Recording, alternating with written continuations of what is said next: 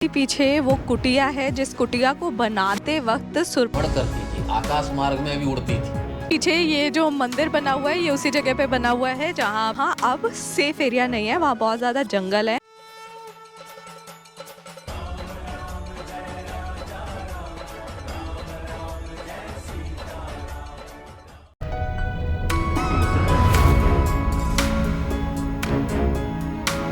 अभी हम आ गए हैं पंचवटी से थोड़ी सी दूर और इस जगह को हम तपोवन के नाम से जानते हैं।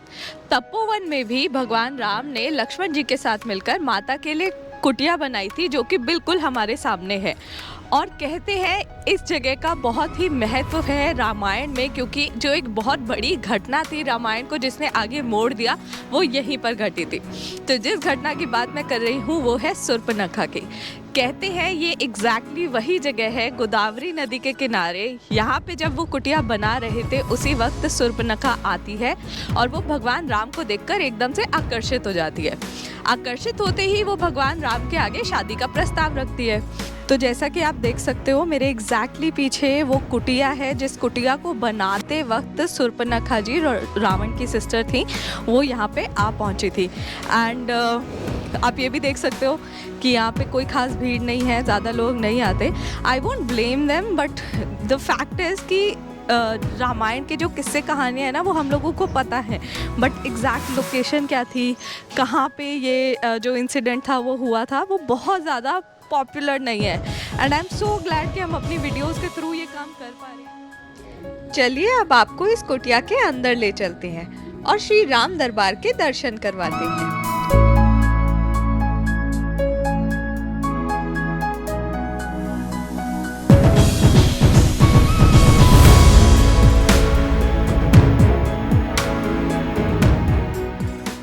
यहाँ प्रभु श्री राम जी ने घास की झोंपड़ी लक्ष्मण द्वारा बना करके यहाँ निवास करने लग गए थे। फिर रावण की बहन राक्षसी थी शूर्पणखा, यहाँ भ्रमण करती थी, आकाश मार्ग में भी उड़ती थी।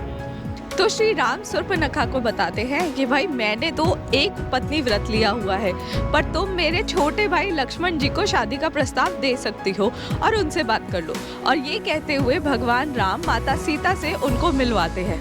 तो जैसे ही भगवान राम शूर्पणखा को सीता माता से मिलवाते हैं, वो सीता माता की सुंदरता देखकर और ये देखकर कि उनके पति उनकी तरफ कितने ज़्यादा लॉयल हैं, वो देखकर एकदम से जलन से भर जाती है और वो माता सीता पर अटैक कर देती है। ये देखकर लक्ष्मण जी तुरंत कुटिया से नीचे उतरते हैं और शूर्पणखा की नाक काट देते हैं गुस्से में और कहते हैं ये है वो कुटिया जहाँ पर ये हुआ था और दूसरी तरफ है गोदावरी नदी जिसके पार वो नाक जाकर गिरी थी। अब आपको लेकर चलते हैं उसी जगह। यहाँ पर आज लक्ष्मण मंदिर स्थित है। मंदिर बहुत ही ज़्यादा सुंदर है और अंदर गणपति जी की बहुत सुंदर मूर्ति है और लक्ष्मण शूर्पणखा संवाद स्टैचूज के थ्रू दिखाया गया है। यहाँ लक्ष्मण जी की पूजा उनके शेषनाग अवतार के रूप में की जाती है। हमारे ठीक पीछे ये जो मंदिर बना हुआ है ये उसी जगह पे बना हुआ है जहाँ पे लक्ष्मण जी ने शूर्पणखा जी की नाक काटी थी।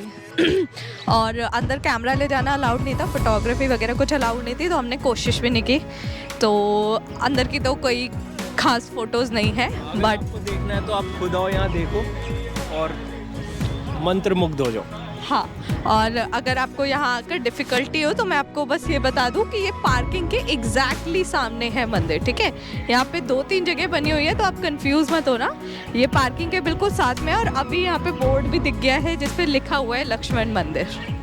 क्योंकि नाक यानी कि नासिका को यहाँ पे काटा गया था, इसीलिए इस जगह का नाम नासिक पड़ा, जो कि हम लोगों को पता ही नहीं था।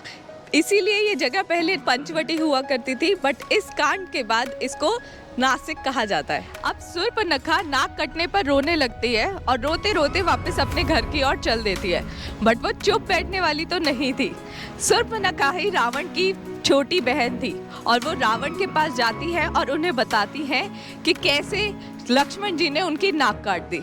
और साथ ही साथ वो रावण को ये भी बोलकर भड़काती है कि भाई सीता माता इतनी सुंदर है, ऐसी तो तुम्हारी रानी होनी चाहिए, किसी और के पास ऐसी रानी नहीं होनी चाहिए। और ये सब सुनकर रावण जोश में आ जाते हैं और चल पड़ते हैं पंचवटी की ओर। जैसा कि हमने बताया था, पंचवटी उस जमाने में दंडक वन का ही एक पार्ट था और यहाँ पे राक्षसों का वास हुआ करता था। तो रावण जी के जो मामा जी थे, जिनको हम मारीच के नाम से जानते हैं, उनका निवास भी इसी जगह पर हुआ करता था। रावण स्वयं मारीच के पास आते हैं और उनको इस पूरे किस्से के बारे में बताते हैं और बोलते हैं कि कैसे वो सीता माता का अपहरण करना चाहते हैं और उसमें उनको मारीच की मदद चाहिए। बट मारीच जी उन्हें समझाते हैं कि भाई भगवान राम और कोई नहीं, विष्णु जी के अवतार हैं और उन्हें ये कार्य नहीं करना चाहिए। तो रावण जी उन्हें बोलते हैं कि भाई या तो तुम मेरी मदद करो और श्री राम के हाथों मरो, या फिर मैं तुम्हें अभी यहीं पर मार देता हूँ। ये सुनकर मारीच जी डिसाइड करते हैं कि एक राक्षस के हाथों, जो कि रावण है, मरने से अच्छा है कि मैं श्री राम, जो कि स्वयं विष्णु के अवतार हैं, उनके हाथ मरूं। और वो तय कर लेते हैं कि वो रावण की सीता माता के अपहरण में मदद करेंगे। और इसके बाद शुरू होता है सीता अपहरण का दुखदाई किस्सा। मारीच एक स्वर्ण हिरण का रूप लेकर माता सीता के आगे जाते हैं और उसे देखकर माता सीता आकर्षित हो जाती हैं और श्री राम से विनती करती हैं कि वो हिरण उन्हें चाहिए। और यह सुनकर भगवान राम माता सीता के लिए उस स्वर्ण हिरण को लाने की कोशिश करते हैं और उसके पीछे चल देते हैं, पर वो साथ में ही लक्ष्मण जी को बोलकर जाते हैं कि वो माता सीता को अकेला ना छोड़े और वो इतने में वापस आ रहे हैं। उसके बाद भगवान राम हिरण का पीछा करते करते थोड़ा सा दूर चले जाते हैं और वहां जाकर अपने बाण से हिरण को मार गिराते हैं। तो हम कोशिश कर रहे हैं एक जगह ढूंढने की जहाँ पे राम जी ने मारीच जी, जो कि रावण जी के मामा थे, उनका वध किया था। बट हमें यहाँ पे तो आसपास कहीं मिल ही नहीं रहा था। हमें लगा था मतलब कितना ही दूर होगा यहाँ से।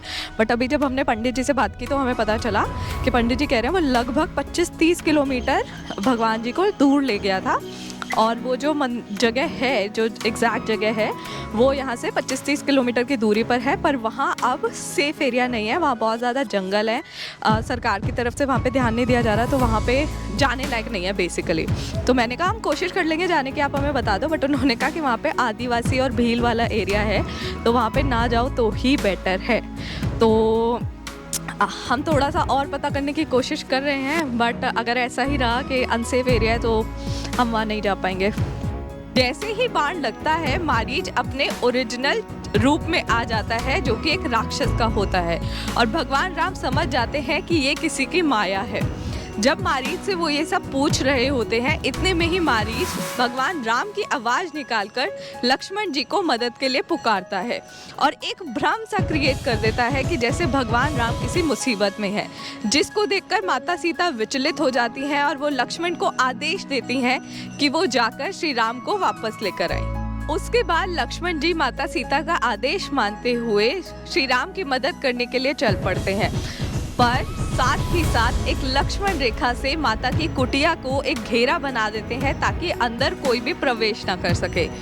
पर वहाँ पर साधु वेश में रावण जी आ पहुँचते हैं और वो माता से दान की अपेक्षा रखते हैं। माता उन्हें दान देने से मना कर देती हैं और वो बोलती है कि वो कुटिया के अंदर से ही आपको दान देंगे। रावण जो साधु वेश में होते हैं वो माता को ये कहकर डराते हैं कि अगर उन्होंने अपने हाथों से उन्हें दान नहीं दिया तो वो उनके पूरे कुल को श्राप दे देंगे। और ये सोचकर माता डर जाती हैं और लक्ष्मण रेखा पार करके दान देने के लिए आ जाती हैं। जैसे ही माता लक्ष्मण रेखा पार करती हैं, उसी वक्त रावण जी अपने असली रूप में आ जाते हैं और माता का अपहरण कर उनको ले जाते हैं। एक और जहां रावण जी माता का हरण कर रहे होते हैं, इतने में दूसरी ओर भगवान लक्ष्मण श्री राम जी के पास पहुंचते हैं और उन्हें देखकर श्री राम जी बहुत व्याकुल हो उठते हैं कि आखिर वो क्यों माता को छोड़कर यहाँ पे आए। तो लक्ष्मण जी उन्हें पूरे किस्से के बारे में बताते हैं कि कैसे माता सीता ने ही उन्हें आदेश दिया और बोला कि वो भगवान राम की मदद करने जाए। जब भगवान राम और लक्ष्मण जी वापस कुटिया में आते हैं तो देखते हैं कि कुटिया सूनी थी और वहाँ पर कोई भी नहीं था। ये देखकर वो दोनों विचलित हो जाते हैं और उन्हें समझ आ जाता है कि माता को कोई तो उठाकर ले गया है। अब बात ये है कि इतने घने जंगल में बिना किसी हिंट के वो कैसे ढूंढे माता को, और यहाँ से शुरू होता है माता सीता की खोज का अध्याय।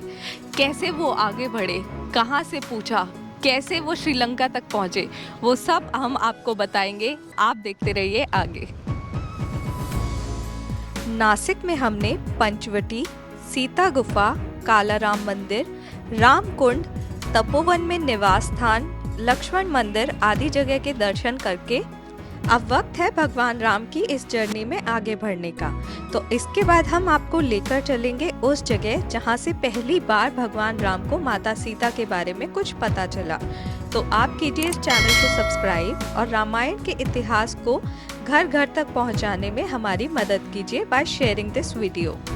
जय श्री राम।